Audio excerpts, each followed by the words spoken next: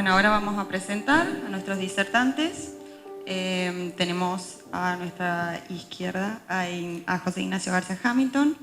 Él es abogado, tuvo su maestría, bueno, fue a estudiar a Inglaterra, a Warwick.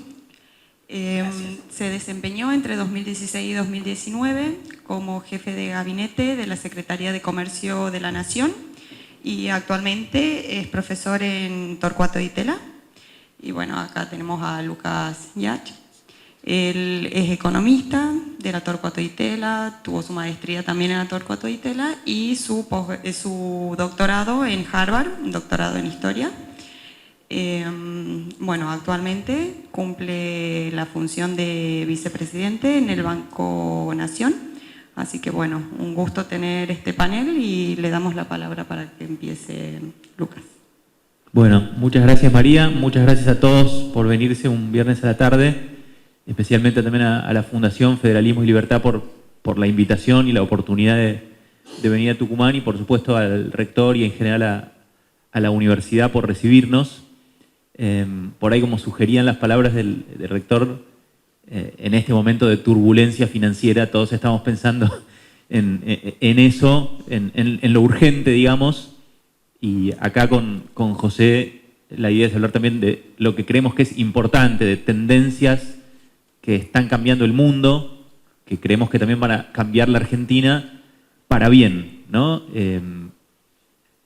Nosotros todos, en los últimos 20 años, desde que llegó Internet, vivimos cambios enormes en las maneras de vincularnos con las redes sociales, con los mensajes, en la manera de consumir muchos servicios, desde el cine pasamos a Netflix, etcétera, esta revolución que está cambiando muchas industrias y está cambiando también la industria financiera, ¿no? El tema de hoy es la inclusión financiera. La inclusión financiera quiere decir que más personas y eventualmente todas las personas del país tengan acceso a los servicios financieros. Esto es a poder ahorrar, a poder tomar crédito, a poder tener una cuenta, a poder hacer pagos electrónicos. Pero hoy, digamos, la idea de inclusión financiera está muy vinculado a lo que dice ahí, que es la digitalización financiera. ¿Qué quiere decir digitalización financiera? Bueno, justamente que todo lo que tiene que ver con el manejo de nuestro dinero, así como pasamos de escribir cartas a escribir WhatsApp, bueno, las sociedades en el mundo están pasando de usar el dinero como una cosa física de papel por transacciones que tienen que ver con lo electrónico, ¿no? Les muestro esto que yo lo mostraba hace un par de años y parecía totalmente exótico. Esto es en China, una persona pagando con celular con lo que se llaman códigos QR, donde uno directamente con el celular lee el monto de lo que está pagando y le hace una transferencia al vendedor. Esto hoy en Argentina está creciendo de manera muy rápida, sobre todo a través de la empresa de Mercado Pago. ¿Y por qué está tan vinculada esa digitalización a la inclusión financiera? El hecho de que las finanzas de uno puedan estar eventualmente en el celular de manera electrónica, ¿por qué eso quiere decir que más gente pueda acceder? Simplemente por una cuestión de costos, ¿no? En muchas de estas industrias, lo que pasa es que incluir gente con la antigua tecnología, antes se hablaba, por ejemplo, de bancarización, que es, bueno, que todo el mundo tenga su cuenta bancaria, que todos vayan al banco a abrir una cuenta. Todo eso tiene un costo y si para las instituciones que lo proveen, que son los bancos, el costo de proveerlas es más alto que lo que pueden obtener de ese cliente, probablemente no van a estar interesados en incluirlas. Con la nueva tecnología, con la tecnología financiera, es más barato que las personas accedan a estos servicios financieros y porque es más barato justamente va a ser más posible que podamos incluir a todos. A veces esto puede sonar un poco ciencia ficción, pensar que todo lo que tiene que ver con el dinero lo manejamos con un celular, pero esto está ocurriendo en el mundo y no necesariamente en los países más ricos. Los países que están liderando la revolución de las tecnologías financieras no son los países ricos. Un ejemplo que se da mucho es Kenia, en África, que tuvo un sistema de pagos con celular desde hace bastante tiempo, pero con los viejos celulares, más bien lo que es smartphones, o sea, teléfonos inteligentes, eso está explotando en países como India, como China, es decir, media humanidad está cada vez más digitalizándose para estas transacciones. Ustedes me dirán, pero para acá estamos pensando en el dólar y vos venís a hablar de esto, de que la plata en el telefonito, de qué me sirve, qué implica esto para la sociedad. Bueno, implica muchas cosas, ¿no? Pensemos que en una sociedad como la nuestra, primero el dinero en efectivo implica mucha inseguridad ciudadana. O sea, muchos robos están vinculados a el hecho de que existe dinero para robar. Si el dinero es digital, es mucho más difícil. ¿Te pueden robar el celular? Sí, pero ya te lo pueden robar ahora. No es que te van a robar la plata si te roban el celular. Un segundo punto, hay muchos costos para la sociedad que tienen que ver con el manejo del efectivo. Los costos de acarreo del dinero, de llevar la plata de acá para allá, de imprimir los billetes. Yo estuve 2 años y medio en el Banco Central, entre 2016 y 2018, y ahí, digamos, un costo muy importante del Banco Central argentino, la mitad de sus costos o más era la impresión de billetes. Carísimo imprimir los billetes, ¿no? Todas las medidas de seguridad que tienen que tener. Entonces, ese es otro punto. Y después lo que pasa también es que en la medida que las personas se acostumbran a, por ejemplo, hacer pagos con su celular, hacer una transferencia, hacer un pago en un comercio, probablemente ahí tienen acceso también a más servicios financieros. O sea, si yo hago un pago me dan billetes y pago, no necesariamente tengo un lugar para ahorrar. Muchas de las instituciones que ofrecen, sean bancarias o no bancarias, que ofrecen este servicio de usar el celular para pagar, también te ofrecen ahorrar y pagarte un interés si ahorras de esa manera, o también te ofrecen un préstamo. Entonces, en general, esta digitalización de las finanzas lo que hace es que más personas tengan acceso a más servicios financieros. Para darles una idea, hoy en la Argentina hay varias instituciones bancarias y no bancarias que ofrecen la apertura de cuenta totalmente digital desde el celular y de manera gratuita y te llega una tarjeta a tu casa. Esto en algún caso lo están haciendo bancos. Nosotros del Banco Nación todavía no lo tenemos, pero estamos en ese proceso y probablemente en los próximos meses tengamos novedades. También otras instituciones, por ahí conocen una, como nombré, Mercado Pago, hay otra que se llama Ualá, que ha emitido más de 1 millón de tarjetas de prepagas. De nuevo, es una aplicación con una tarjeta en poco tiempo. Y esto es muchas veces para gente que no tenía acceso a los bancos. Y a mí a veces, más que hablar de inclusión financiera, me gusta hablar de inclusión a través de las finanzas. ¿Por qué? Porque esa persona que por ahí no tenía una cuenta de banco, no tenía una manera de recibir un pago que no fuera en efectivo, el hecho de tener ese poder le permite ser incluido, por ejemplo, en la economía formal, o por ejemplo le permite a alguien que hace changas recibir un pago a distancia. No es que el que lo contrata tiene que ir, buscar el dinero a un cajero, hacer la cola y pagarle, sino simplemente esta persona le dice sus datos bancarios y puede recibir un pago. Entonces, esto le permite integrarse mejor, digamos, a la sociedad moderna, por así decirlo. Por ahí, digamos, es interesante contar que durante este gobierno, este tema, si bien no tuvo una prominencia, digamos, como tiene hacer las rutas o como tiene la macroeconomía, obviamente, se hizo un trabajo muy persistente y es un tema que tiene que ver con muchas agencias del Estado. En esto trabajó mucho el Banco Central, en esto trabajó la Secretaría de Comercio, donde José estuvo durante casi 3 años. En esto trabajó también la FIP, tratando de reducir lo que es las cargas impositivas para este tipo de transacciones. En esto trabajó también el ANSES. Argentina es un país que tiene una cantidad de pagos a las personas, sea jubilados, sea planes sociales, todos ellos se hacen de manera bancarizada.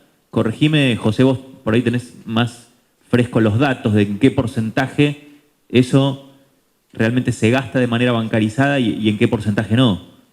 pero realmente es como que Argentina tiene este sistema donde hay mucha gente tiene una cuenta bancaria, pero tenemos un gran defecto en el uso de esas cuentas bancarias. Entonces, un gran desafío es cómo logramos que esta sociedad se maneje de manera más con pagos electrónicos. Porque otra ventaja, perdón, termino con esta, que no mencioné esto de la digitalización, tiene que ver con la formalización también, ¿no? Si las personas, por ejemplo, todas estas personas que reciben un pago del gobierno, para darles una idea, 70% del gasto nacional, o sea, del gobierno central, son transferencias a personas, transferencias directas a personas, sea por jubilaciones, por programas sociales, por distintos, el programa Progresar, el programa de la asignación universal por hijo. Eso es 70% de lo que gasta el Estado Nacional. Buena parte de ese dinero, hoy fui a visitar el Banco Nación de acá, del centro, veía las colas en los cajeros. Muchos, bueno, el día 1 voy y retiro el cash. Todo eso tiene un costo enorme para el banco, un costo enorme de traslado del efectivo. Y probablemente después, cuando use ese dinero en efectivo, bueno, el que lo recibe probablemente es informal y no está pagando impuestos. Entonces, nosotros tenemos una sociedad que es probablemente la que más impuestos paga, la que tiene tasas impositivas más altas, quizás del mundo, si uno suma impuestos a las ganancias, el IVA, los ingresos brutos, impuestos provinciales, nacionales, pero que los paga una proporción. ¿Eso qué genera? Supongo que los de aquí que son estudiantes de economía lo sabrán, que es una economía negra. O sea, cuanto más alta es la tasa impositiva, más incentivos para trabajar en negro.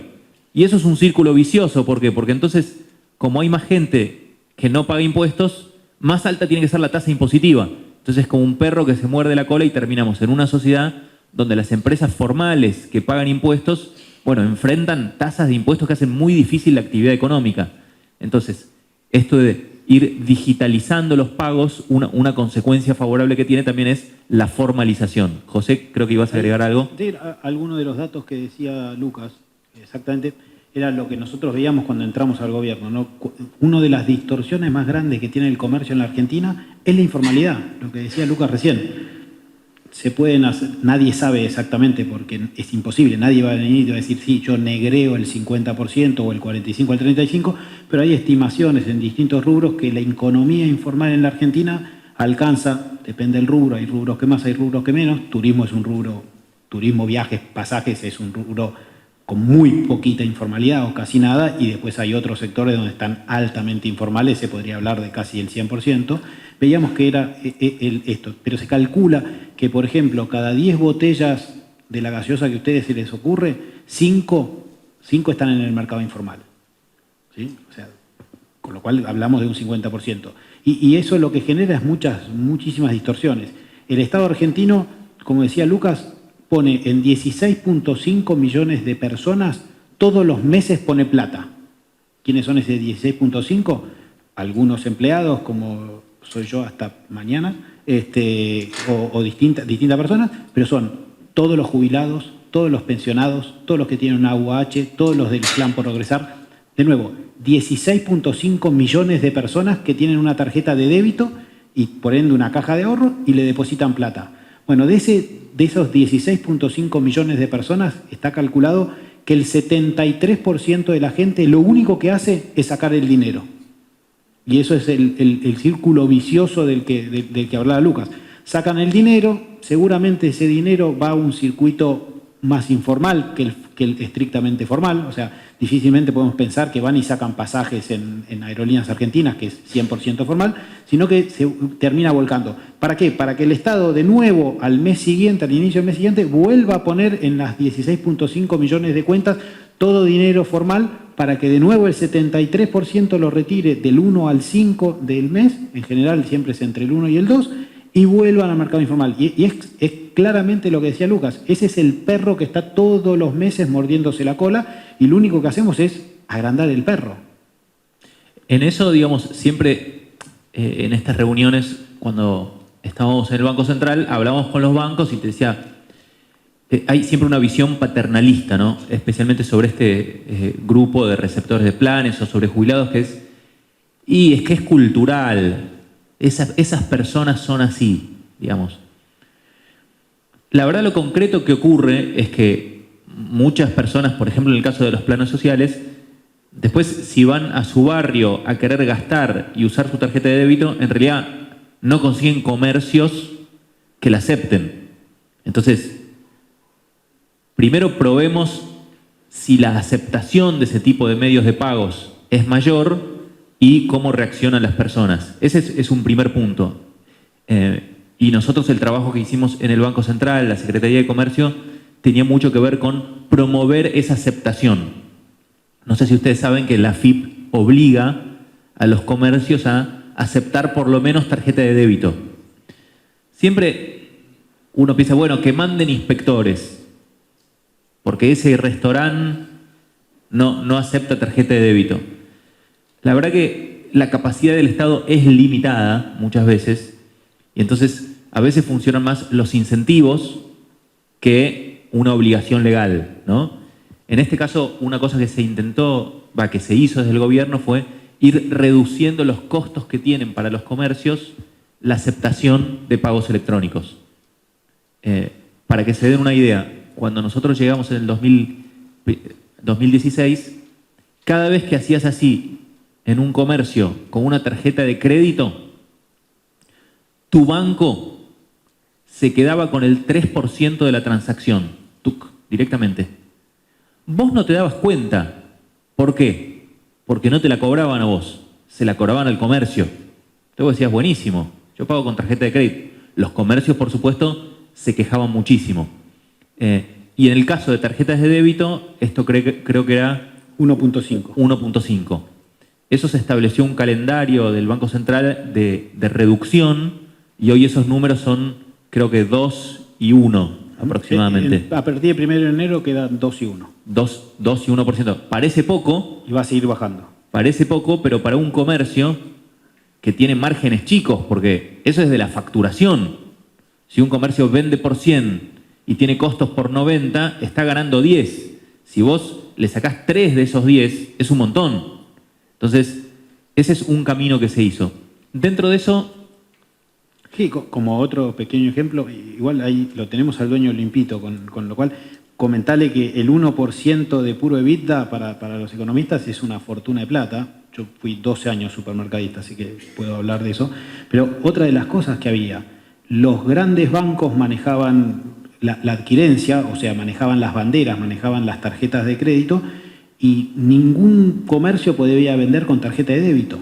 No sé si se dieron cuenta, pero si ustedes compraban cualquier cosa, esto es hasta el 2016, si querían comprar algo y lo querían pagar, la única chance que tenían de pagarlo, por ejemplo, alguien que haya, especialmente los más jóvenes, sin desmerecernos a los más viejos, pero ellos nacen con esta tecnología, quería comprar un pasaje, pues se iba a Buenos Aires o iba a Córdoba o a un lado, tenía que pasar tarjeta y la única tarjeta que funcionaba era la de crédito. Para el comercio era lo mismo, pues vendía un pasaje y seguramente el que lo pagaba en una sola cuota. Ahora, la diferencia es que ganaba la tarjeta 3 puntos y no 1,5, como decíamos antes. Esa fue toda una serie de regulaciones que trabajamos conjuntamente con el Banco Central cuando Lucas era vicepresidente del Banco Central. Sí, dentro de eso una parte muy importante es que los comercios no podían elegir, tenían una sola opción para elegir con quién contratar el servicio de tarjetas de crédito y débito. Y casualmente o no casualmente, esa única empresa con la que podían contratar, por ejemplo, trabajar con la empresa Visa, con la tarjeta Visa, a quien pertenecía a los bancos. Es decir, los bancos mismos habían armado todo un esquema que no existe en otros países del mundo, básicamente monopólico, ¿no? Los economistas en general estamos en contra de los monopolios, porque si uno solo te puede vender algo, te va a cobrar caro y te va a dar un servicio malo, ¿no? Por eso, si alguno de ustedes tuvo la oportunidad de viajar, los aparatitos, los habitualmente llamados postnet, para recibir pagos con tarjeta de Argentina, eran muy antiguos. Traían acá los catálogos de hace 20 años. Total, cuanto más barato para el proveedor, mejor. ¿Por qué? Porque no había competencia. Una cosa que hizo la Comisión de Defensa de la Competencia, justamente, hizo una investigación sobre esta empresa llamada Prisma y dijo, bueno, se comporta no competitivamente. Y los bancos dijeron, bueno, para evitar, corregime, José, si Sí, porque exacto. vos estuviste quizás más metido, para evitar como una, digamos, persecución legal, por así decirlo, dijeron, bueno, nosotros ofrecemos vender esta empresa Prisma a un no banco, para evitar que esto sea como una especie de conglomerado. Y eso generó bastante competencia dentro de esta industria. Y actualización. Habíamos hablado con los fabricantes de estos postnet, como bien decía Lucas, y ellos nos decían, sí, a Argentina mandamos lo que ya no se fabrica. Como diciendo, ustedes son el resto del mundo. Ahora estamos, tanto Prisma como Ferdata, que es el que tiene Mastercard y Visa, y ahora la misma empresa puede tener los dos, están adquiriendo los comercios, los postnet nuevos, la primerísima tecnología. O sea, por solamente estudiarlos, ahí lo que Lucas, y sin aburrirlo, porque veo que no es un mundo abogado donde más les divierten lo que hicimos, simplemente vimos que había un monopolio, se abrió un expediente y la empresa pidió resolver el conflicto, una especie de probation, de decir, bueno, ok, vos no abras el expediente, yo lo resuelvo, y la resolución, que es la venta de esta Prisma, es procompetitiva. Entonces la Comisión Nacional de Defensa de la Competencia, que es la que regula la competencia en el mercado en Argentina, aceptó ese compromiso de venta que ocurrió finalmente en enero de este año en una operación de casi 2.000 millones de dólares, ¿no? Fue la operación más grande de compraventa que tuvimos en los 4 años de mandato, y es la primera vez en la historia de la Argentina que se realiza una operación de compraventa en virtud de una investigación que inicia la Comisión. Entonces, como estrategia, digamos, todo esto tenía que ver con hacer más fácil la aceptación de los pagos electrónicos, ¿no? Donde Argentina estaba muy atrás, en parte por estos comportamientos monopólicos y en parte porque los bancos no muy interesados en el público de menor capacidad de pago. Al mismo tiempo, digamos, lo que resultó interesante es que justo esta industria estaba teniendo un gran cambio en el mundo, esta industria de servicios financieros. Quizás oyeron hablar de la palabra fintech o fintech, que quiere decir como, a veces se la usa para referirse a empresas que se dedican a finanzas a través de la tecnología, ¿no? ¿Qué son estas fintech? Bueno, son empresas que, por ejemplo, te ofrecen un crédito por internet, o que con tu celular podés tener dinero guardado, o incluso que ofrecen estos servicios de pago. Probablemente hayan visto que ahora en muchos casos la aceptación de tarjeta es, no sé si lo han visto mucho acá, es un aparatito enchufado o a un celular o a una laptop que la ofrecen empresas, en este caso también mucho la empresa Mercado Pago, que sobre todo les da una experiencia al usuario mucho más moderna, ¿no? Es un típico caso estilo Uber, ¿no? Donde vienen una nueva tecnología que no existía antes, de la mano de empresas nuevas, no de las viejas empresas. ¿Y ahí qué pasa en ese mercado normalmente? Empieza a haber un conflicto entre dinosaurios y las nuevas especies que van apareciendo, ¿no? Entonces, mucho de lo que nos pasó en el Banco Central, que teníamos esta tensión donde los bancos tradicionales decían, no, pónganle trabas a estos nuevos actores. ¿Por qué? Porque nos quieren comer el negocio. Siempre poniendo distintos, digamos, excusas o argumentos. Les doy un ejemplo muy sencillo. Estas empresas, a ver, si yo saco una cuenta de, como les decía, un ejemplo, Ualá, es una aplicación, una tarjeta prepaga donde puedo tener mi dinero. Para mí sería mucho más sencillo si yo tengo conectada mi cuenta bancaria a esta empresa y puedo apretar un botón y traerme fondos de mi banco a esta billetera electrónica, supónganse. ¿Qué se imaginan? ¿Que los bancos facilitaban esto o que lo obstaculizaban? Obviamente lo obstaculizaban, decían, no, cuidado, la seguridad, digamos, pusieron muchas trabas en un principio, les diría, para que estas nuevas empresas compitan con el sistema bancario tradicional. Y la verdad que fue una lucha que les diría que no sé si ganamos, pero que por lo menos salió empatada. Ahora estoy en el Banco Nación, con lo cual pertenezco más bien a ese viejo mundo, ¿no? Pero de alguna manera, o sea, a la industria tradicional financiera.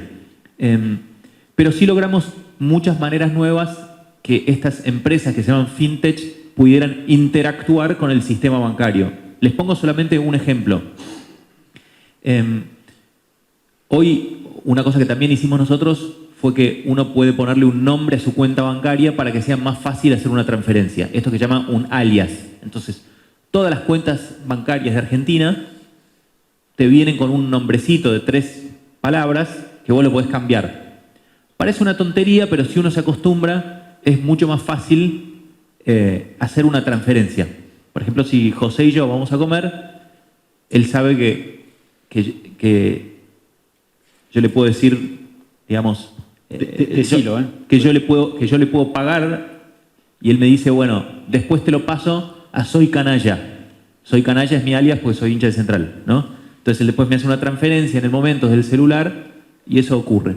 Eso lo hicimos para todas las cuentas bancarias. Pero una cosa que hicimos más tarde fue decir, bueno, las cuentas de estas empresas, y esto es único, no existe en ningún otro lugar del mundo, las cuentas de estas empresas que no son bancarias también pueden estar enroladas a este mismo sistema.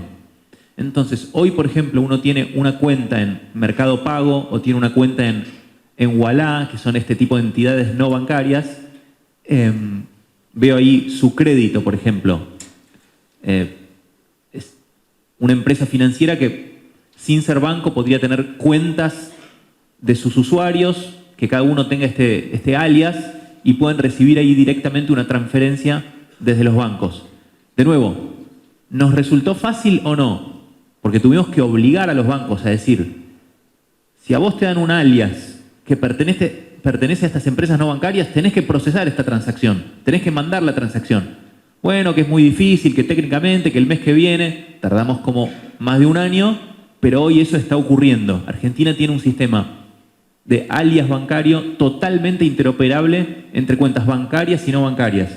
Todo esto, por supuesto, lleva un acostumbramiento, pero les puedo asegurar que es una manera de transferir dinero buenísima. Si uno tiene un familiar en otra ciudad de Argentina, bueno, conoces el alias, tú, una transferencia es instantánea, es gratuita, y eso, digamos, genera que las personas tiendan a usar más estos servicios financieros. No sé, Joe, si querés. Tal vez explicarles por qué sirve, pero también darles otro ejemplo.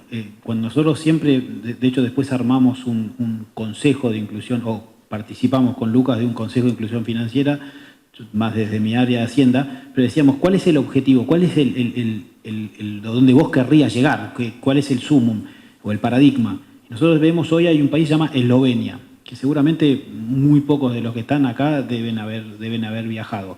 En Eslovenia, de cada 100 euros que se mueven, 99 se mueven por este sistema. ¿Sí? 99 se mueven o por tarjeta de crédito, o por tarjeta de débito, o por...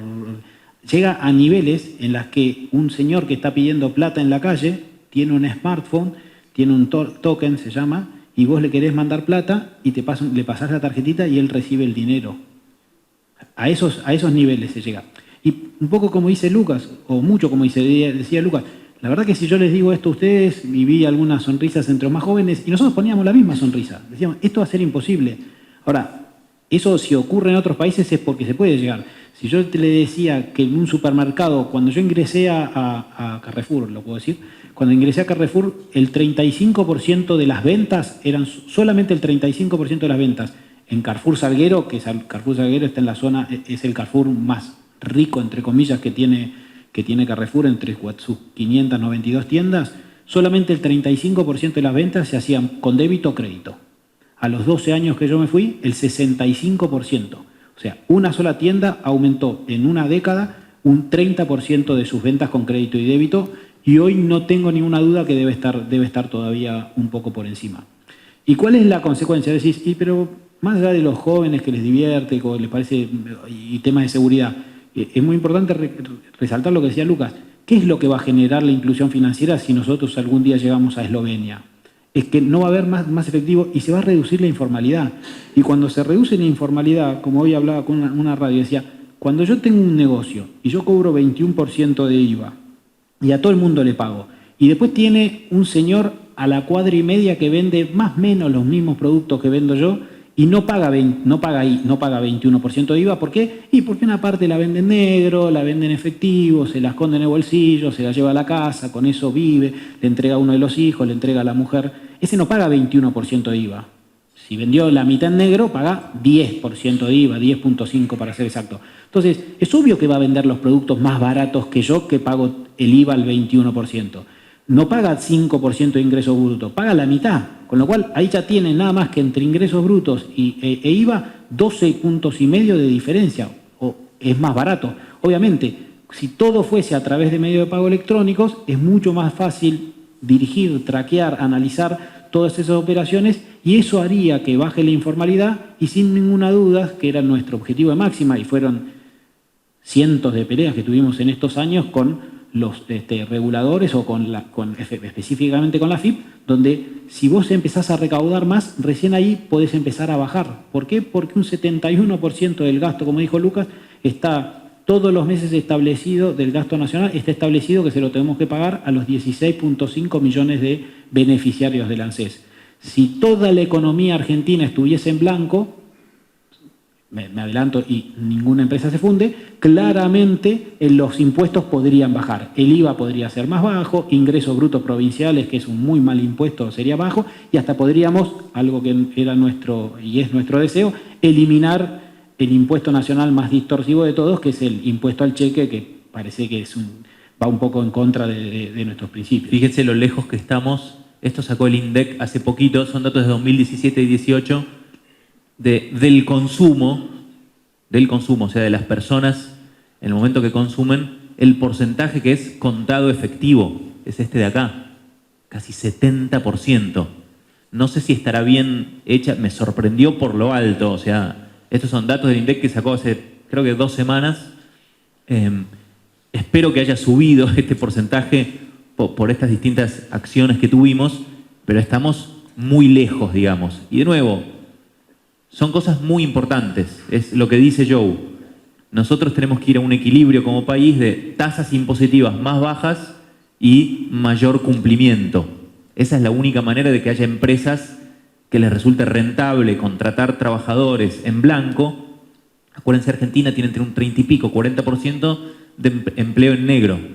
Esto lo que quiere decir es que como Argentina tiene una serie de derechos muy vinculados a tener un trabajo en blanco, porque el trabajador en blanco tiene jubilación, el trabajador en blanco tiene una obra social, etcétera, tiene vacaciones.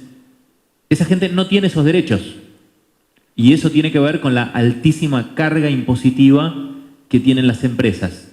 Si uno pudiera ir a este otro equilibrio de tasas impositivas más bajas con menor evasión, bueno, creo que cambiaría bastante el panorama, ¿no? Creo que vos, María, ibas a comentarnos algo. Sí, justamente habíamos dejado ese tema y bueno, era preguntarte el cómo. De alguna forma, José Ignacio, recién dijiste que bueno, que primero estaría la inclusión financiera y de ahí, bueno, tendríamos mayor recaudación, pero en realidad lo veo complejo, empezando por la inclusión financiera en vez de que sea al revés, por el nivel de trabajo en negro que tenemos y por la presión impositiva.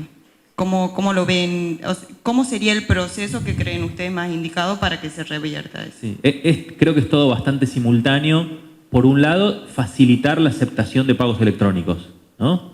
Que es un poco lo que hablábamos recién. Si quieren, sobre ese punto, una cosa que es interesante, lo que estaba en el primer slide, para que tengan una idea, acuérdense, el 69 era cash en Argentina. En China, en el comercio físico, escuchen esto, en China, en el comercio físico, en el cara a cara, no hablo del comercio online, ¿no?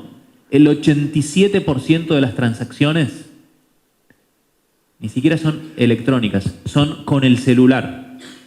No estamos hablando de tarjeta. El 87% de las compras en China, que es un país más pobre per cápita que Argentina, son con el celular. Y uno dice, no, bueno, pero eso es China, que es más pobre que nosotros.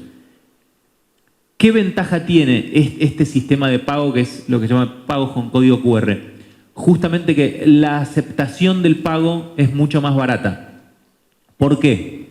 En parte porque requerís menos infraestructura, no te tenés que comprar un aparatito, simplemente pegás una calcomanía.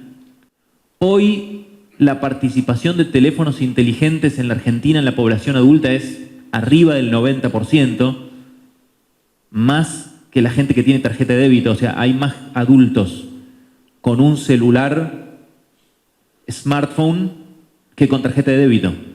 Todo lo que necesitamos es que esas personas puedan de alguna manera usar ese celular, sea vinculado a una cuenta bancaria o sea vinculado a estas cuentas de compañías fintech, a cuentas de pago. Y entonces me parece que es una oportunidad muy grande para hacer un salto al futuro.